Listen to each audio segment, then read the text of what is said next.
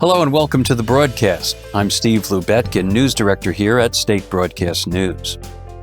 If you ever ride on the New York City subway or PATCO or the air train, you might have heard this voice making announcements on station platforms. There is a Local 7 train to Flushing Main Street. Approaching the station, please stand away from the platform edge. You might be surprised to learn that the announcer's voice belongs to a New Jersey resident, Bernie Wagenblast of Cranford, who's been recording announcements for the Metropolitan Transportation Authority for almost 2 decades.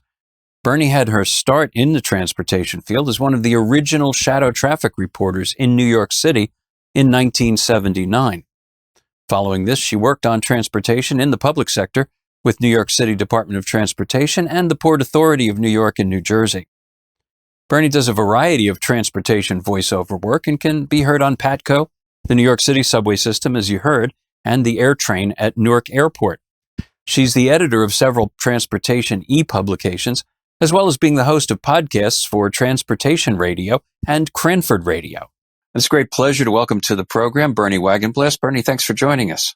Oh, so good to be with you, Steve. Thank you. So, Bernie, you and I started out in radio and broadcasting sort of around the same time. Tell me a little bit about your journey from radio to voiceover work. Well, let me start by saying radio was something that I wanted to do from when I was a little kid. So I would start reading the newspaper out loud in the basement to practice my reading voice. I went to Seton Hall University primarily because they had a wonderful radio station, WSOU, and my interests were news. That was what I wanted to do. So I was the assistant news director my sophomore year, the news director my senior year, and the station manager, I should say the news director my junior year and the station manager my senior year. And while I was there, that was when I got my first professional job in radio. Started out as a stringer for WJDM in Elizabeth, covering city council and board of education meetings. Moved from there to WHN in New York, which was a country music station. But back in the day, as you may remember, radio stations, regardless of whether they were music or not, had to have a news commitment. So they had a pretty good news department, and I got to do everything that a reporter would do except be on the air, which is what I really wanted to do. So after doing that for a couple of years, I left that, had a brief sojourn to Indiana, where I worked at a news talk radio station, but on the air, and came back. And shortly after I came back, there was this new company that came to New York called Shadow Traffic. And they had reached out to some universities asking for potential candidates. And I was one of the names that was submitted and ended up getting an audition with them and became one of their first on-air traffic reporters, one of the original on-air traffic reporters on December 3rd, 1979. So that was how I really got that start. Did that for about 5 years. Ended up working in transportation. Along the way, I was doing a few voiceover things here and there, but most of it was radio. So the shadow traffic thing, for people who are outside of the New York metro area, explain a little bit more about what shadow traffic did and how it provided reports to a number of radio stations and then TV stations, I guess. Yeah. Well, what it was a company that started in Philadelphia, and it started very informally with CB radio when that was popular to share traffic information. And after starting in Philadelphia, they expanded to Chicago, and New York was their third city. And the idea behind it was they would provide traffic reports to virtually all the radio stations, not only in New York City, but also in the suburbs. And they had a group of reporters that would do that. And the way they made their money was they would sell ad time that would run either with the traffic reports or somewhere else during the broadcast day. And there were probably about, I think 6 or 7 of us who were traffic reporters at Shadow.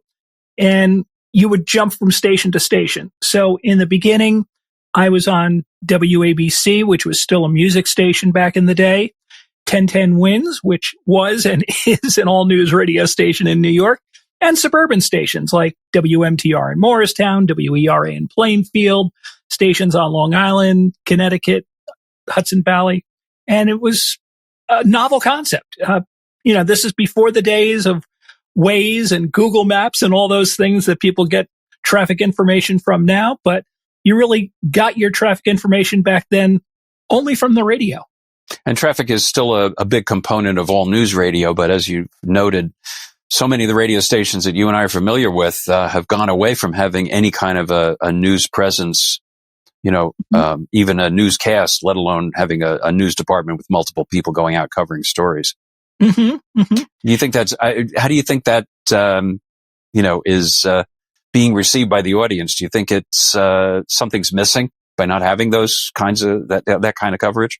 I don't know that the audience necessarily is aware of it, but I think that there's something missing because there's no place that's giving you coverage quite the same way of things like your local town council meetings and your board of education meetings and providing little promos for, the Elks or the Kiwanis or the Rotary are having an event that's going on. So I think some of those things are what's missing from not having that with local radio the way we once had it. And, there'd be a 5-minute newscast at the top of the hour, and it would give you a rundown, not only of what was happening nationally, internationally, but what was happening in your community. And I think that's important to have a well-informed citizenry.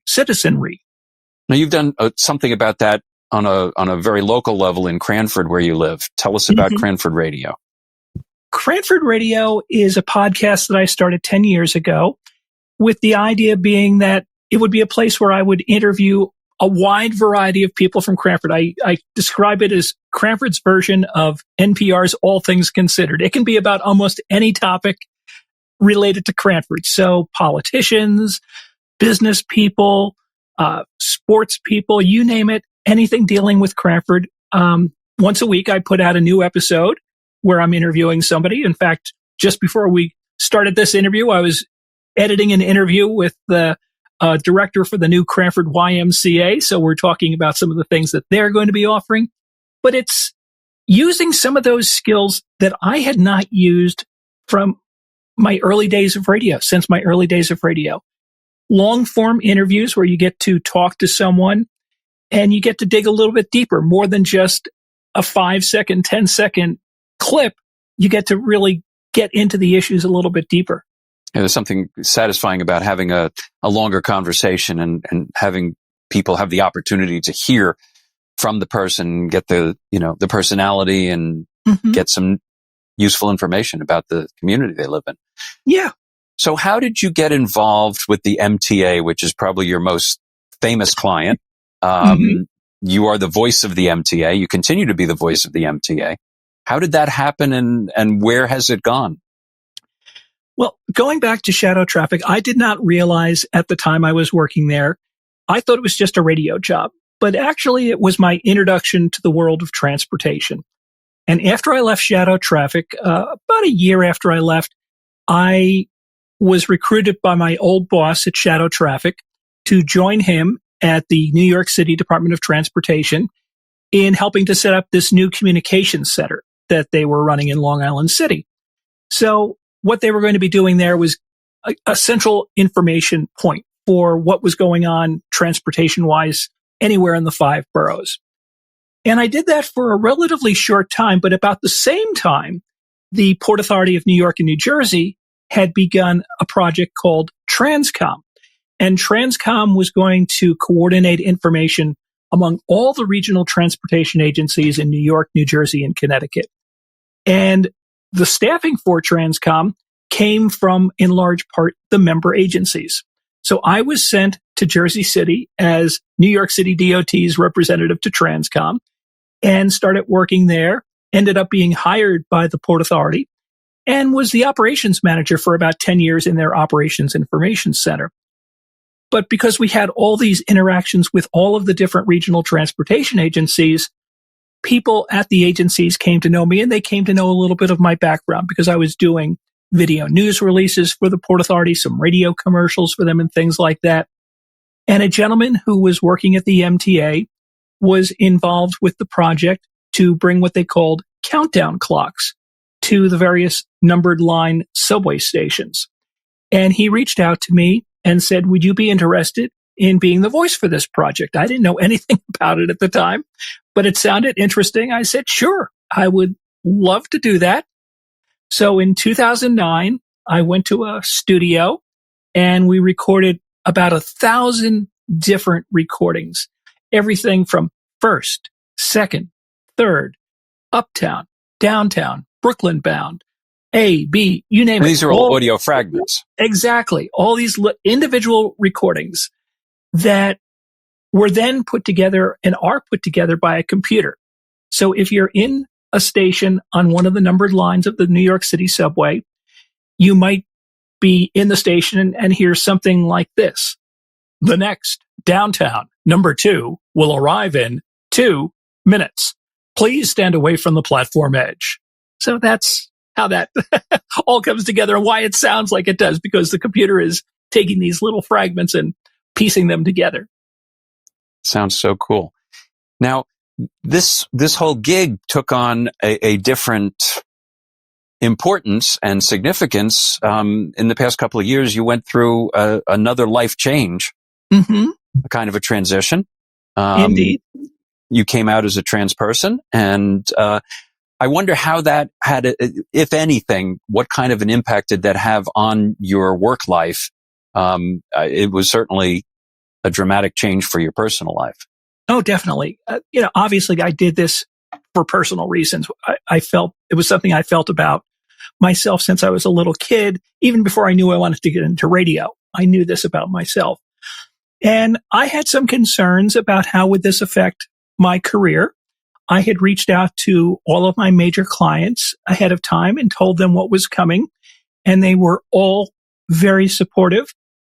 And as of January 1st, 2023, I started living my life as a woman. And the support that I've had both locally here in Cranford and from people in the broadcast as well as the transportation communities has blown me away. They have been so supportive and have been very wonderful just in terms of how they have backed me and had my back. And one of the things I had said that I would do was I would still use what I called my guy voice for professional reasons. So any recordings that I had to do, I would do those in the old voice so they would match the old recordings. And at the same time, because my voice has played such an important part in my life professionally, I also felt it was very important for me to develop a more feminine sounding voice. And that has been a fairly long and involved process. It's a process that is still ongoing. It's not complete. But is that something you work on yourself, or do you have a coach? How does that work? It's a combination. I started with doing it myself, but then I've had a couple of therapists, voice therapists, who have given me tips, and obviously they can hear the voice from a different perspective than you can when you're hearing your own voice. So they would give me tips on how to modify things and exercises that I could do to help improve my voice, things of that sort.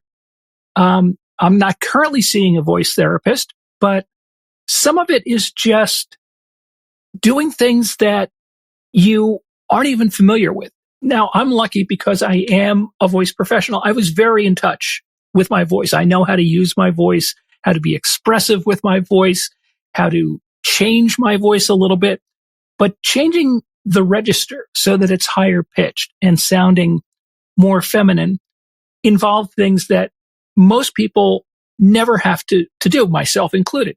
Like, for instance, raising the larynx, because once you go through a male puberty, your vocal cords thicken, and that's why men tend to have a deeper voice, because their vocal cords have thickened. So I had to learn about these muscles in my throat that I never even thought about, how to use them to raise the larynx to get the higher pitched voice.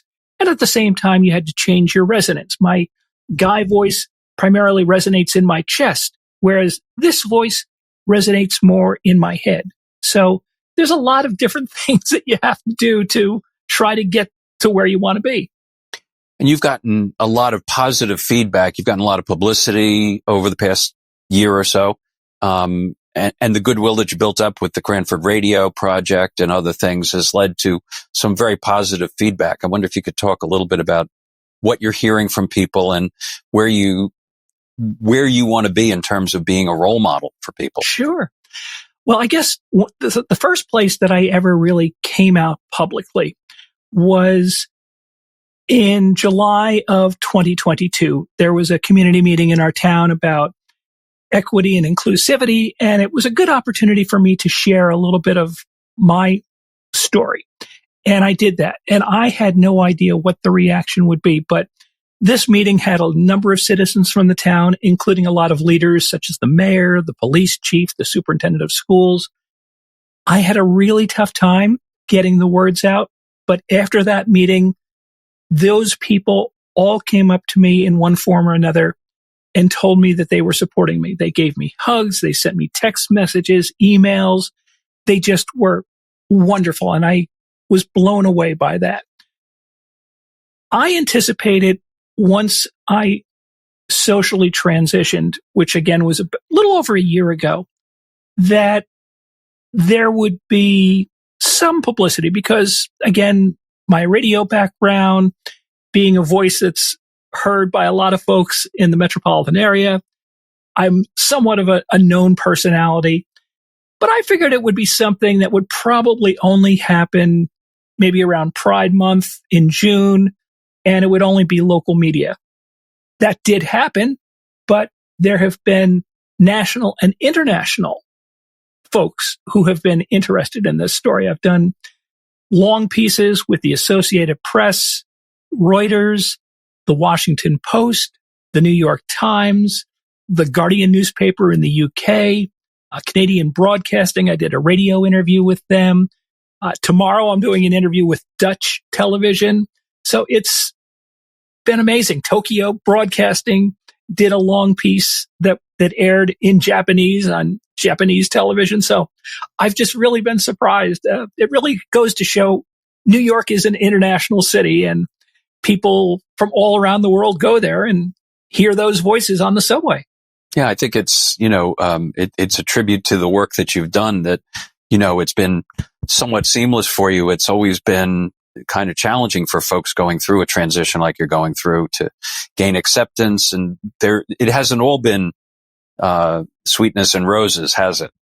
No, there's, needless to say, most women obviously learn as they're growing up from their friends, from their moms, from sisters and things like that.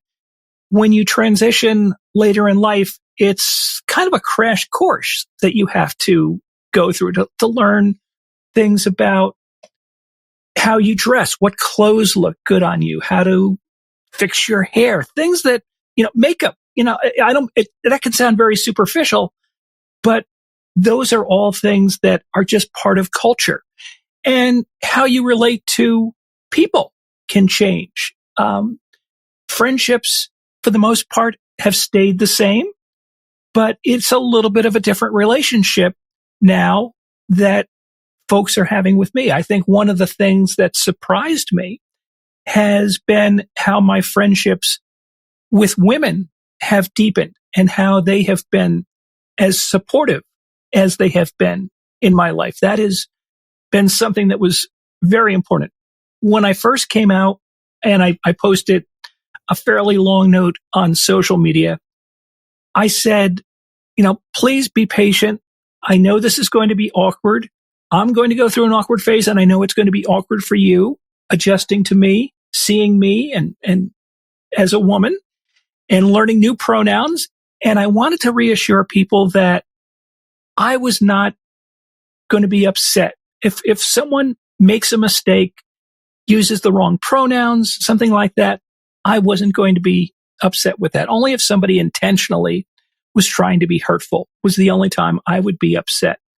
And I think that made people a little more comfortable, that they weren't having to walk on eggshells when they were talking to me, that I wasn't going to be upset with them if they called me he or something like that.